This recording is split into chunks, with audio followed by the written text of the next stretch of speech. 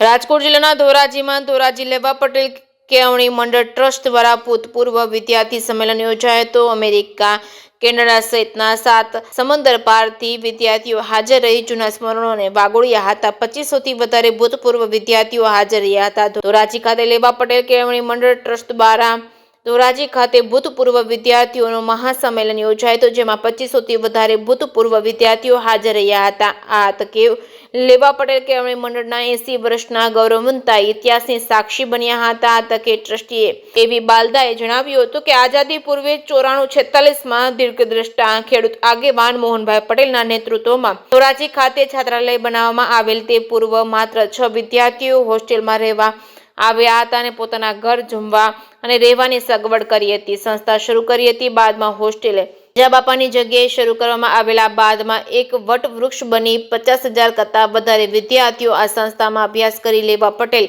કેળવણી મંડળના આંગણેથી અભ્યાસ કરી સંસ્થાના વિદ્યાર્થીઓ આજે ગુજરાત સરકારમાં મંત્રી, સાંસદ, ધારાસભ્યો, ઉદ્યોગપતિ તેમજ બિઝનેસમેન તેમજ શિક્ષણવિદો તેમજ એન્જિનિયર, CA સહિતના અન્ય ફિલ્ડમાં મહત્વના પદો પર બિરાજમાન છે। અમેરિકા, લંડન, કેનેડા, ન્યૂઝીલેન્ડ સહિતના દેશોમાં સહિતના મહાનગરોમાં પોતાની કારકિર્દી બનાવી સંસ્થાનું નામ રોશન કરેલ છે।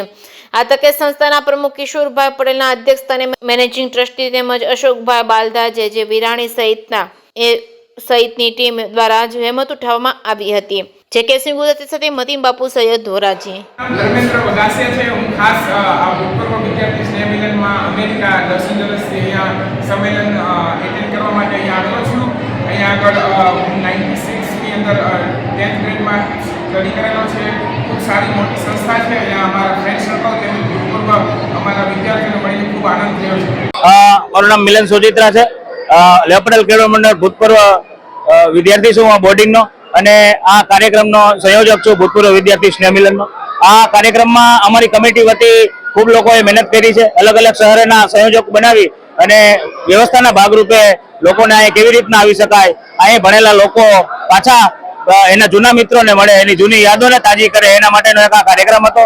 આ કાર્યક્રમની અંદર 2500થી વધારે લોકો, એમાં બહેનો અને ભાઈઓ ફરી પાછા મળ્યા છે અને જૂની વાતોને વગોડી છે। આ કાર્યક્રમ આવતા વર્ષે પણ જાન્યુઆરી મહિનાના પહેલા રવિવારે એવી અમે જાહેરાત કરીએ છીએ કે કરવાનો છે।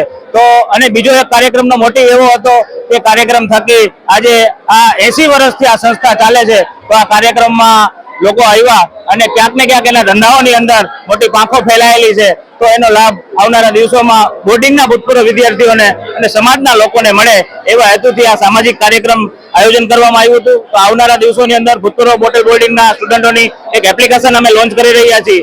એ આવનારા દિવસોની અંદર કરશું અમે લોન્ચ।